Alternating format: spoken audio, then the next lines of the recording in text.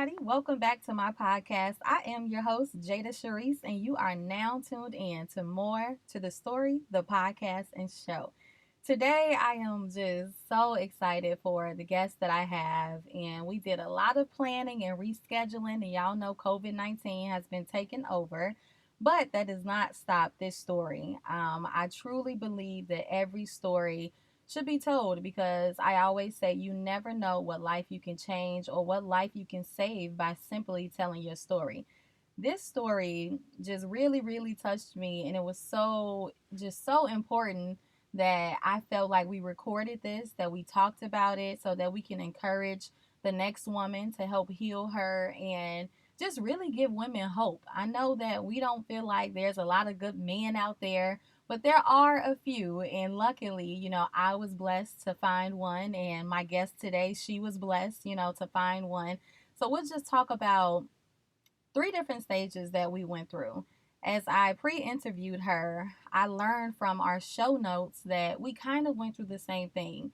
So, the same way I set up my book, which is telling my story in three different stages: losing myself, finding myself, and choosing love again.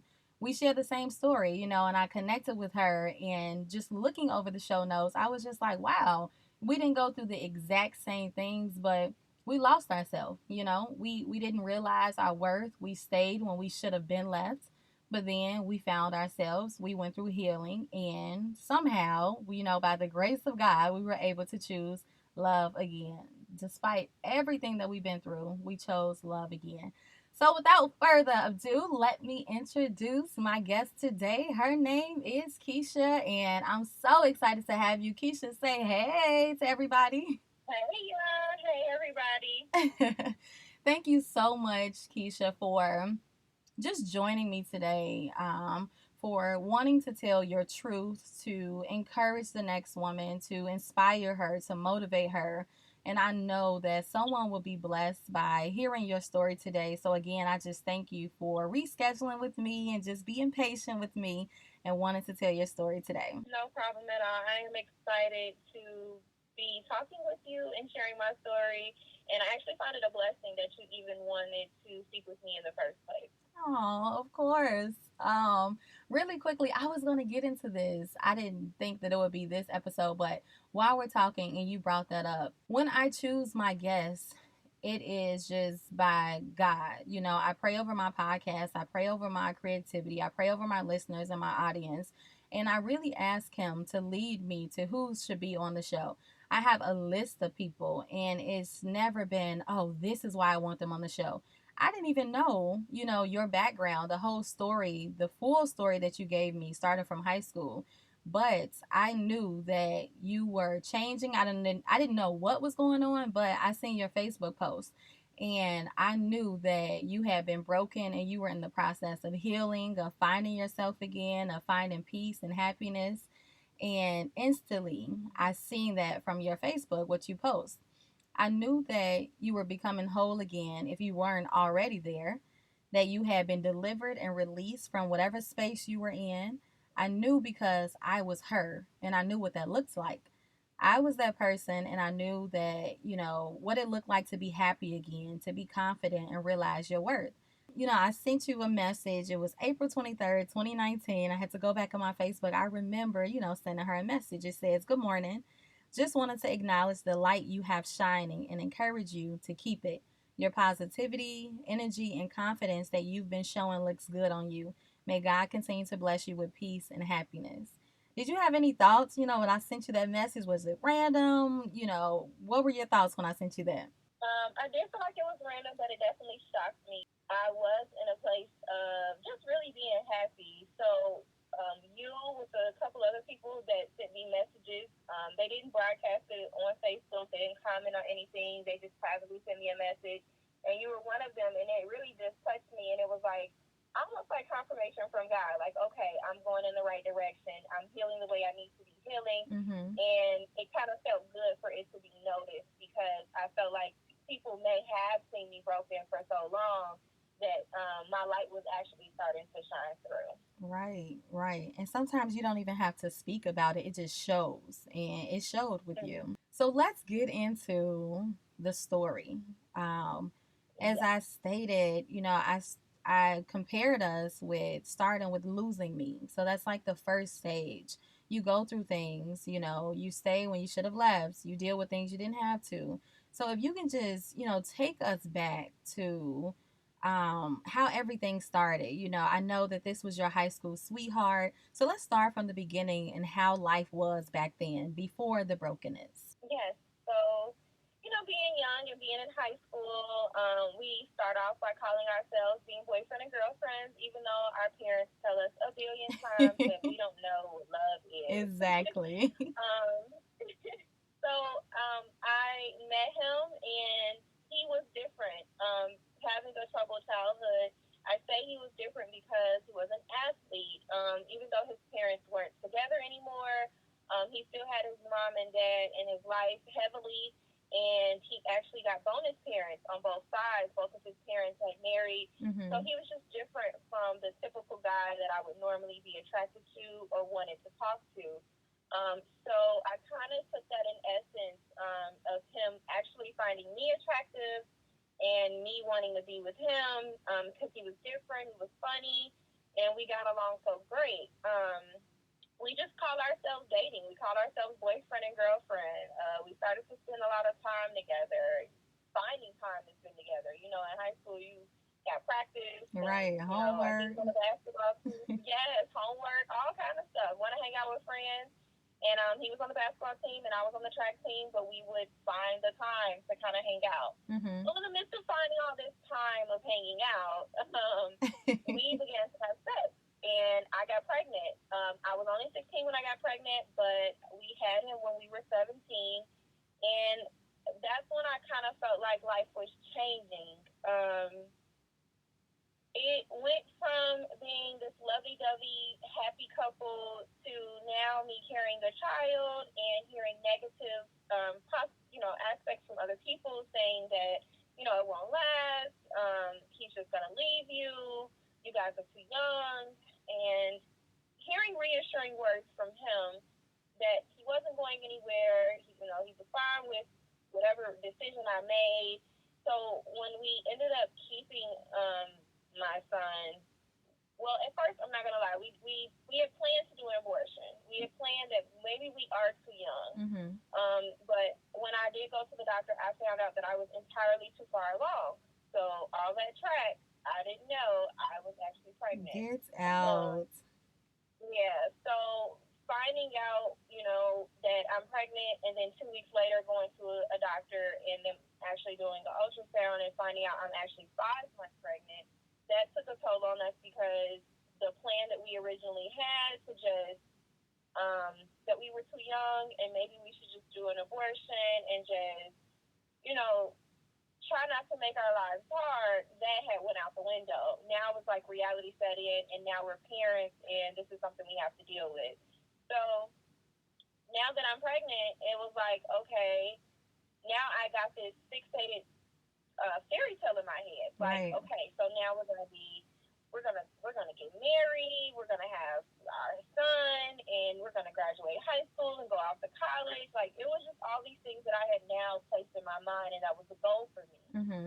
My mom and dad didn't stay together, so I lived in broken homes for quite some time.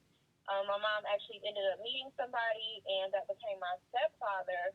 But in the beginning and for many years after, I didn't care for him. I felt like the provider, but he wasn't emotionally there. And I didn't want that for my son. I wanted my son to have his mother and his father in the same home. Yeah. And I didn't want him to grow up without having either one of us in the same household. Um, then it just kind of went into him wandering I would say, so to speak. He started talking to a young lady.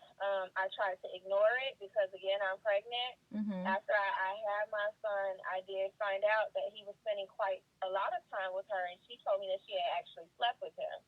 Mm. So, yeah. And then it became just him not, he wouldn't stop talking to her. So even after we left for college, we have our son now. He's like 7, 8 months old. And we're away at school. This girl is still in high school, but he's still talking to her. She's sending him naked pictures. Some people can probably vaguely remember me posting her pictures online. It was out Oh of anger. I was a no. childhood. That's I that did. I was brokenness, you know? angry. Yeah, I was so broken, and I Mhm. felt like me broadcasting her. I wanted to hurt her as much as they had hurt me Girl. because I felt like she knew about me. She knew about my son. She had met my son. She knew who I was, and here you are. You told me you would stop messing with him, but now you're sending him naked pictures. So it became a little I became a little evil. I did. Yeah. I wanted to broadcast her, embarrass her, and shame her for what she had done. And she was younger than me, but I wanted her to feel it. And my hope at the time, and I told her, I hope you learn something from this, and I hope you never expose yourself like this again, and I hope you never sleep with somebody else's man. And I don't know in the long run if it ever had any value to her, but at the time, it wasn't more so of me teaching her a lesson. It was more so of me wanting to hurt her feelings Right. and wanting to embarrass her and her family. I wanted Mhm. her family to know about it. So I went through great lengths to make sure her mother and father found out. Oh my Like goodness. yeah, You I went was all just in. I went all in, okay? I So, definitely I can relate. I'm over here just yeah. nodding my head just like yes, girl, because when I was when I was broken and in my brokenness, I did things that I couldn't take back. I did things that I wasn't proud of, but it came out of Mhm. anger, it came out of bitterness, but I even Mhm. wrote a poem. The very first thing you said was you wanted to hurt her because you felt like she knew about you. You told me that you were going to stop messing with him. I went through that as well, but there's always different sides of the story. But I felt like you knew about me first. So anything that I do to Mhm. you or that you get, you deserve because you started this.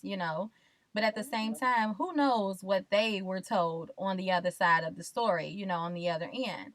And also, I had to Exactly. write that poem where it's like when I realized that I wasn't myself and that I was broken and that I was basically turning into the person who hurt me, I wrote the poem. I was just as bad as he was. No matter how I want to Mhm. play it, no matter, if I felt like, well, you knew about me first, everything that I did, I was wrong. I was just as bad as he was. Mhm. Absolutely. It's amazing to me when I think back over my life. But now, if I were to come across, a woman in this stage of my life, calling herself being with my man or whatever, finding out now I'm at a stage in my life where it's like, okay, well then you guys are meant to be, and I'm walking away, and I'm gonna Right. take my hands of it because I feel like no man that is put on this earth and that I'm with that is meant to be with me would hurt me in the way that I have been hurt before. So Exactly. love shouldn't hurt, and Mhm. at first I didn't know that. So just being with him and then just dealing with so much of the infidelities or cheating per se, it grew me into a different person. After high school and deciding to get married at 20 years old, not knowing any better, Mhm. um, I knew I didn't want to get married at the time because again I had just dealt with finding out you're cheating on me again, and I'm like working a couple of jobs, I'm going to school to become a medical assistant. You're a Like my hands are mom. tied. Yeah. Right, I'm a mom. We still had our one child, and I was so focused on just bettering myself, and I felt like at that moment, I had really not even really thought about the relationship anymore. I was kind of numb. So all I did was I worked, I went to school, I took care of my son, I took him out to the park, to trips, whatever I could do to just occupy my time. And I kind of just left him by the wayside. Well, my boyfriend at the time by the wayside, not because I didn't care for him anymore. I wanted us to be together, but I was tired. Right. And with me being numb to the situation, it was just like, you either are or you aren't at this point. Like, Mhm. I understand that you feel like you're going to school and you don't have much, but I felt like at that time of my life, I was trying to be supportive. So, yes, you are only going to school. You don't work. You don't pay any bills. Your mom is helping us. So it's like I'm paying bills with your mother, but here I am still getting cheated on by you. Like, I don't understand Girl, some what the problem nerves. is. I'm trying to be supportive of Yeah. your dreams of finishing school or playing ball. Like, whatever your dream was, I called myself being supportive, no matter how much I felt like, no, at the end of the day, you're a man and you're a father. This, our child should come first. Right. But I knew what dreams and goals I had. So I always felt like if I give you this time to find you and to finish school, then one day it'll be my turn and I don't have to go and get a certificate or take a state board to get, it's not really a dead end job. I'm still in the medical field, but I could never get to my nursing degree. But I Yeah. felt like my time would come. My time would come. I just needed to be patient and compromise. Mm-hmm. So he asked me to marry him And he in kept front of I'm so sorry. many people. Yeah, go ahead. He asked me to marry him in front of so many people at our birthday party because our birthdays are like a week apart. Really? Um, I And felt like, okay, I gotta say yes. Um, just because it was in front of so many people. People probably thought I was crying because I was so excited. No, I oh was my crying because I goodness. was so embarrassed. And I was like, oh Wow. my God, why are you doing this to me? But after everybody left, we talked and I asked him, like, why are you asking me to marry you? Because again, I was at the point where I was numb. I'm looking at him like, what is going on here? Mm-hmm. And he was like, I know you're the woman I want to be with. You're a great mom. I don't see myself growing old with nobody else. I'm going to get my shit together. Like, we're going to be together. Um, I don't want anybody else. I just want you. I want Mm-hmm. you to be the only mother of all our children. I want, us to grow old together. Now this And is I in the asked him, midst of cheating, right? Everything that he had he been had, go ahead. not in the midst of cheating, like he had just gotten caught months prior. Okay, and he was Um, reassuring so you that he was going to change and he wanted you, yeah, right? Okay, I yeah. remember. So yeah, so it was his way of just trying to reassure me that things will be better, things will be great. So I took the marriage proposal, I slept on it. The next day, I told him that, okay, if this is really what you want to do, because I married for better or for worse, I don't ever plan to ever get married to divorce. Like, if we're going to get married, that means we're staying together, and you have to get yourself together. And Mm-hmm. he was like, I promise, nothing to worry about. It's just going to be me and you. We're good. So But I agreed to the marriage. We were a little rocky at first, but then I just started to. I had a conversation with the aunt, and she told me that if you're gonna marry him, you're gonna accept him, then you have to let go and let God. And that really touched me. So it was like all of my anger inside of me, I was slowly but surely letting it go. I was trying to find that happy place uh-huh. and to be forgiving so that I wouldn't hold any boundaries for our marriage that we were about to walk into. Right. So that's what we did. So then it was like 6 months after the proposal. We were planning to do this big wedding, but then I got frustrated and I didn't want to do it anymore. And he had suggested that, we go to the courthouse. And at first I didn't want to because it wasn't the wedding I wanted, but I later on just agreed. So we went to the courthouse, we got married. No, we went to the courthouse, but we got there late. I was kind of stalling. I took my time, so we got there too late. Women. and and my uncle is a minister, and he's ordained to marry people. Yeah. And my uncle was like, well, we missed the courthouse. And I was like, yeah, we did. But I'm like, it's fine. Everybody's here. We can just all go out to eat. It'll be okay. And then while we were all eating, he was like, I can marry you guys. And I was like, no, don't worry about it. No hassle. He's like, no, this can still happen today. And I'm just like, And then my family is all there. They're like, yeah, we'll just go and we'll do. So it was like, okay, fine. So we went to my aunt's house. She decorated the house all pretty. She has this really big Wow. house in the village. And she decorated the house all pretty, and we were all dressed, and our best friends were there, and everybody was there. So we all went to their house. Mm-hmm. They married us there. They put a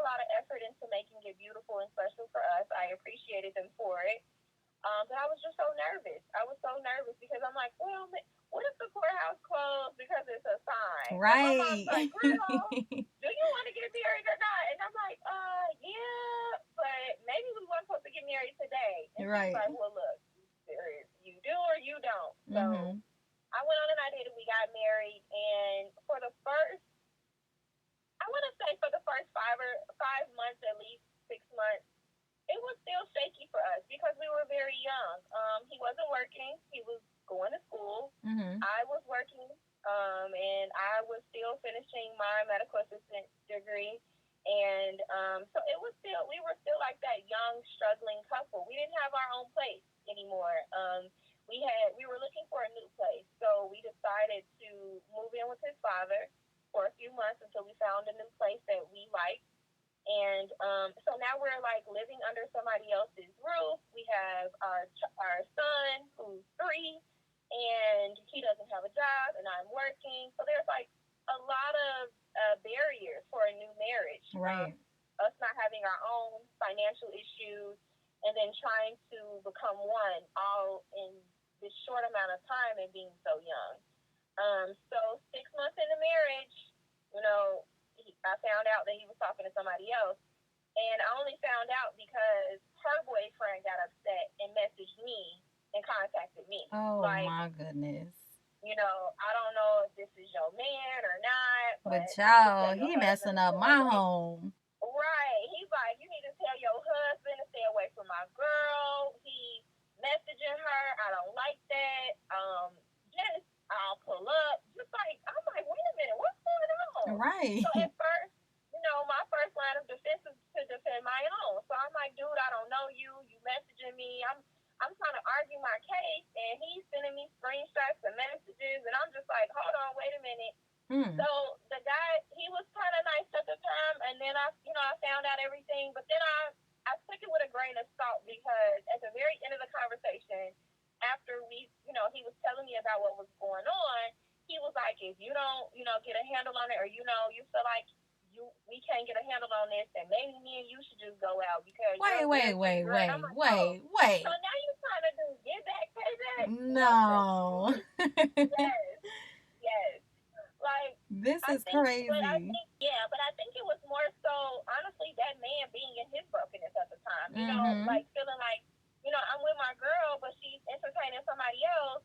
Well, hell, and then he wanted to pay my husband back at the time. He's like, well, forget it. You want to mess with my girl, I'm going to mess with your wife. And Right. it was just like, if I had been that slow and that broken at that time, I probably would have went for it. But I was solely dead on when I got married. Even before I got married, I didn't believe in cheating. I felt Yes. like you're either going to be with somebody or you're not. And Mhm. I wouldn't go for it. I was just like, no. I That's confronted good. him about it. Yeah, he apologized. He said that he just felt the pressures of being a new husband. I took every excuse in the book at this point. Like, I don't Obviously, know like why. that made you go out and cheat because you were pressure, just feeling the pressure of being a Yeah, husband. Like, why not talk yeah, about this? I'm a new wife. We can exactly. figure this out. You don't Mm-hmm. just go cheat. Exactly. Girl. So it was like, um, okay. And then I didn't want to tell anybody because now I am totally embarrassed. So I was Right. like, okay, I'm going to keep this one under wraps. Hopefully we can figure this out. Hopefully, he'll change. I just kept having high hopes, but that he would change. But at that time, I felt like I'm married now. Like I'm already in this, and what am I gonna do? Tell everybody I left him, and we only been married for like 6 months Mhm. because he's cheating again. Like that is so embarrassing. So it was more Yeah. so like, let me just figure this out. So we tried again. We tried to figure things out. He just had like a broken cycle, so it'd be good for a minute, and then it would be back to it. And when he kept getting back to it, I grew tired. And at this point, I decided that I was going to leave him. My son was 4. Mhm. This is a whole year later. My son was 4. I found out that he was talking to a young lady, and she was saying that they slept together. He was saying that they didn't. She was saying that She knew some of my personal business and Mm-hmm. that he wasn't happy being with me and he was going to leave me for her. Just a bunch of crap that I just didn't want to hear at the time. And I decided to silently just start planning my escape. I felt like I was trapped and I wanted to escape. So that's what I did. I called a friend. I had, went to Northern Illinois University at first, straight out of high school. I left when he left because he wasn't there, basically. I Mm-hmm. got good grades. I was on honor roll in college, but he was struggling. He couldn't play ball, and that really messed with his head. He wasn't on the basketball team. His grades started to slip. He got put on academic probation instead of allowing me to help him do the things he needed to do to get his classes and his grades back up, him and his mom decided that basketball was more important, and they found another school for him to go and play ball to. So he left, and he left me and my son. And Wow. at first, I was like, if that's more important to you than me and your son and building a life for him, then fine. But then when my son started to ask for him and cry for him, I just kind of I grew weary, and I was like, I really want my family, so I decided to move back home. So now that we're married, and now that you keep cheating, and I gave up my dreams and my goals to be in this marriage, to be with you, now I'm leaving. I'm escaping because you keep cheating on me. You keep hurting me. You keep hurting our son. Like when you cheat, when you're with someone, sometimes you don't only hurt the person you're cheating on, especially if you have children. You cheat on your child. Like Yeah. you mess up everything that your child expects out of their parents. So Right. I called a friend who was back at NIU. I told her everything that I had been dealing with quietly and dealt with silently, and she was in such disbelief because she's like, you guys are like the epitome of a couple. Like everybody wants to have what y'all have. And I kept telling her, I hate that. I hate that people message me like, oh my God, you guys are still together. That's so great. I love you guys.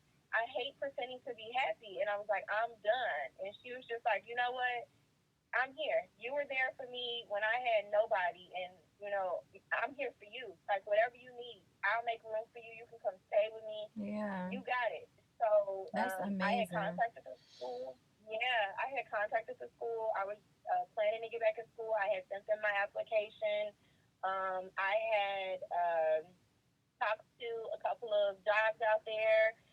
Like I literally was planning to, and I wasn't gonna tell him. I was gonna leave and then send him divorce papers because I felt like I couldn't face him. I felt like every time I faced him and told him I was done, I would get sucked back in, Right. He and would I would talk you begin back to believe into it. lies.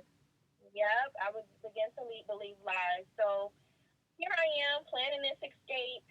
I'm still going to church like nobody's business. I'm still showing up as Yes, the wife God. and the happy mom. Keisha, And wait. Sorry. Before we get go into, ahead. because it gets even better, the story. And that was my happiness. That was my peace. That was my outlet, going to church every Sunday.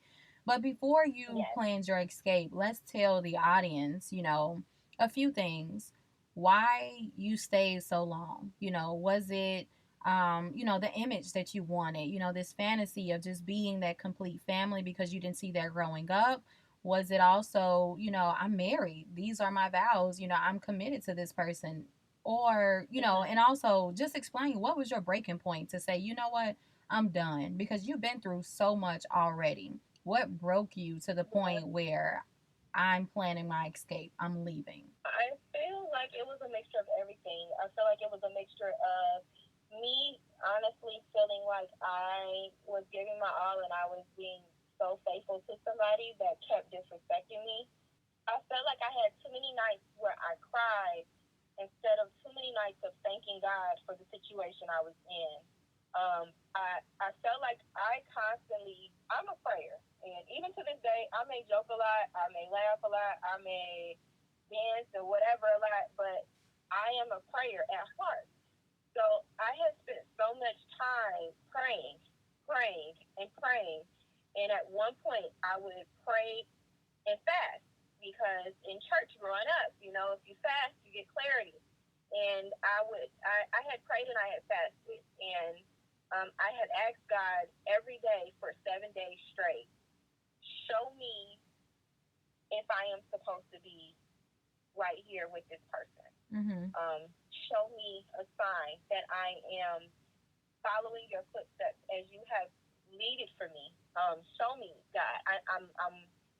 I'm lonely. I'm weary, and I need answers. Mm-hmm. I'm not whole. Just going all in prayer. And on the 7th day that I prayed that prayer, he got a text message, and it was from a young lady, and that was like my sign. Mm-hmm.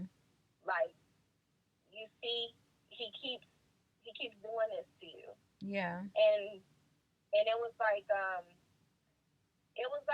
so hurtful, because it was like, well, God, are you sure?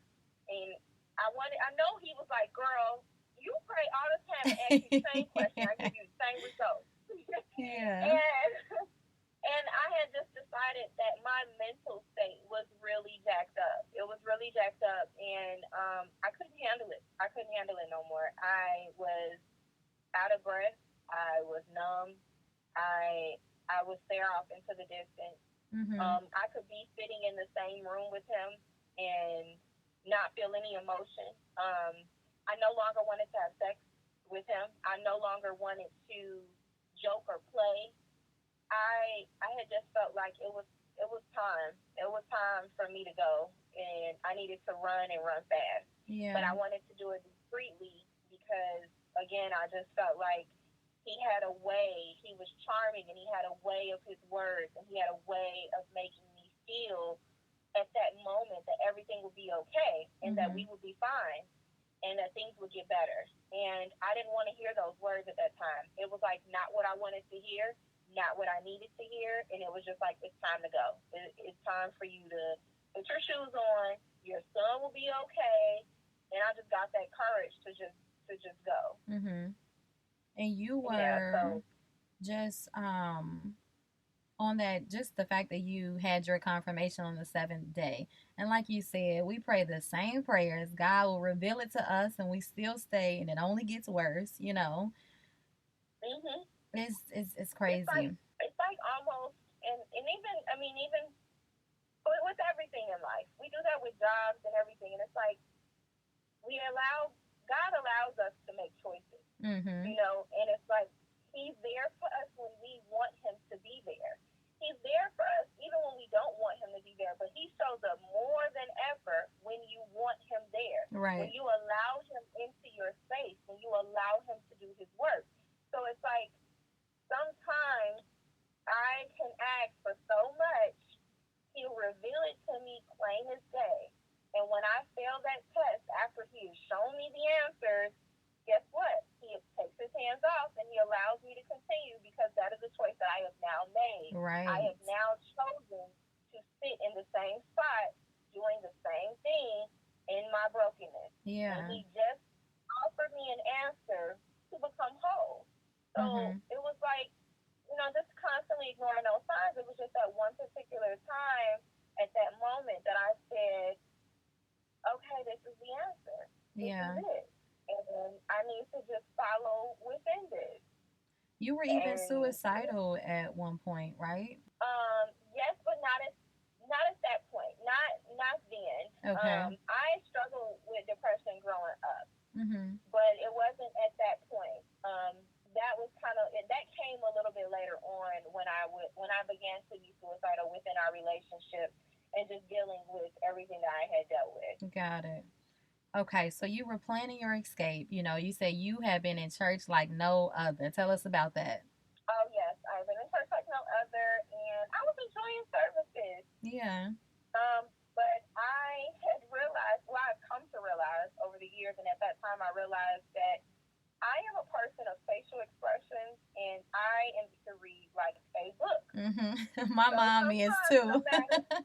Yes. So sometimes, no matter how much of a happy face I can try to put on, others around me sometimes can very much well sense or know when it's fake and when it's real. And at that had a conference all week. We had guest speakers, guest pastors, guest apostles, and guest prophets coming into town, and they were coming to the church. And that particular Sunday, we had a prophetess come in, and he was speaking to us. He was from Atlanta, and he was speaking to us during service, and our apostle was speaking to us during service. And after service was over, he pulled us to the side, myself and my husband, and he said, "I want to talk to you guys." Mm-hmm. So he prayed for us first, and then he looked at my husband and he said, "You don't know that she's planning to leave you." Girl. And I'm looking at him like, "I know you are not telling my Oh my. Wait a I minute. was like, "No, he didn't." And he was like, "She is 1 foot out the door. And she has no Wow. regrets. She was not looking back." And he said, "You don't understand the type of woman you're about to lose.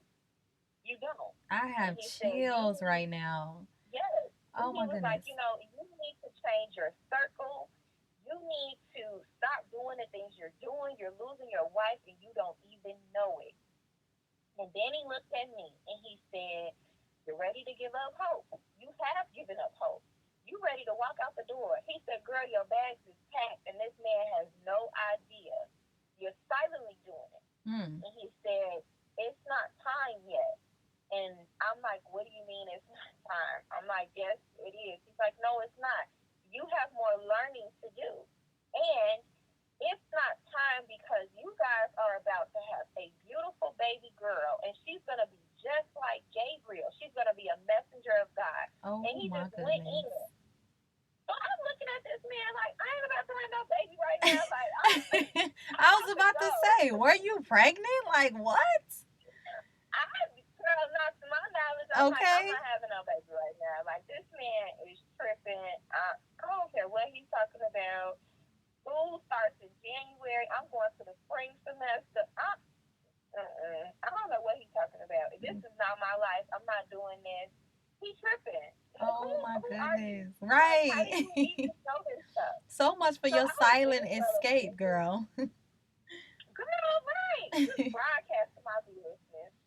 But he exposed me, and he exposed both of us. And he also told him to, I don't remember what scripture he told him to read because that was kind of his private conversation with him. Mm-hmm. But he had asked me to go back to the drawing board, and he said he needs you to pray for him like you pray for yourself. And I'm looking at him like, "Do you know all the stuff this man has did to me? You talking about pray for him for what?" Okay. Because obviously prayer don't work. But I stopped being stubborn, and I'm just like, and that was the moment. I was just like, "Oh, okay, yeah, sure, I'll do it." Yeah. We left there. I was so mad. I got home, and he asked me. He said, Were you planning to leave?" I said, "I am planning to leave." And he was like, "Why?" And I told him why. I said, "Because you keep cheating, so obviously I am not what you want. I'm Mm-hmm. not what you want. I'm not what you need. The more you go outside, the more I feel less sacred as your wife. I feel like too many women have access to you that they shouldn't have access to. Mm-hmm. So with that alone, it makes me feel like, I'm worthless. Like, why am I here? Why am I here? Just to birth babies? No. I mean, there's more to me as a woman and as a wife than your eye can see. So it's just no point for us to be together." Yeah. So he was upset at first, and then he came back. And this is the reason why I didn't want him to know, is because he was like, what can we do to fix this? And I'm telling him, nothing. We can't do nothing to fix it. Period. So fast forward, yep. So fast forward a few weeks later, I'm trying to drink. It's New Year's Eve, and I'm getting sick. Like, I'm getting so Uh-oh. sick. Uh-oh. And my friend is like, "Girl, I've been trying to not to ask you this for weeks now." I'm like, "What have you been trying not to ask me?" She's like, "I think you're pregnant." I'm like, "I am not pregnant. It's New Year's Eve. We go to CVS up the street where we were because we were hanging out with friends. Mm-hmm. And I took the test and it said positive. Get So out. now I'm like, okay, this Wow. test is like defective. So Gotta be. say anything to him at that point. New Year's Day, I went to the store again, around the corner from my house. I got another test, and it came up positive. So now I'm crying because I'm like, I'm about to leave. I don't have time for no baby. What is going on? Right. And then all I heard is in my silent cry while I'm sitting by myself is, you will have a daughter, and she will be just like Gabriel, a messenger from God. Mm-hmm. And I said, Lord behold, this prophet was right. Powerful. So I went on and I told him, I was pregnant, and he sat before me. He started crying. I was crying, and he was like, I really want to make, our marriage work. And I'm like, I do too. But I'm like, I'm tired. I'm tired of being hurt. I'm tired of dealing with the same thing over and over again. I feel unwanted. And if I'm making you feel unwanted, you're not telling me what I can do to make it better. So, I mean, just like, what are we supposed to do? So we decided, after many conversations, that we got married and we would make it work. So let's try to make it work. So I stayed. No escape. I called my friend and I told her, I'm not coming. I already called the school. Well, I emailed the school. So I'm not coming no more. And she was like, what happened? And I told her I was pregnant. She was like, get out. I'm like, I know. This is just crazy. And she was like, well, I'll be praying for you. I wish you all the best. And I hope, this is the best decision for you. Yeah. And I said, I told her thank you. And my pregnancy went by. It flew by. He was there at every step of the way. Mm-hmm. He was happy. He was excited. Our family has seemed to be whole. We were happy. I felt like, okay, guys, finally my prayers have been answered. We're doing what we're supposed to. He had started working, and he was working a pretty decent job, bringing decent money. And I was working, and we were just trying to make the best of our situation. And we were doing really good. We were still going to church. We seemed to be on a much greater scale for at least, I'd say, a year and a half, all while I was pregnant with my daughter, up until she was almost a year old, so probably a little over a year and a half. And it seemed great. Yeah. And then after all that time of it seeming great, Lord behold, the crap hits the fan again. I'm about to hang up this phone. Girl, I'm telling you, I was about to pass out. Like, okay. How much more can I take? Like, how are we back here? You know what, Keshia? We are going to put a comment here. At this point, I just don't know how much more I can take. So to my listeners, I have to bring you part two of Brokenness to Wholeness. There's always, always more to the story.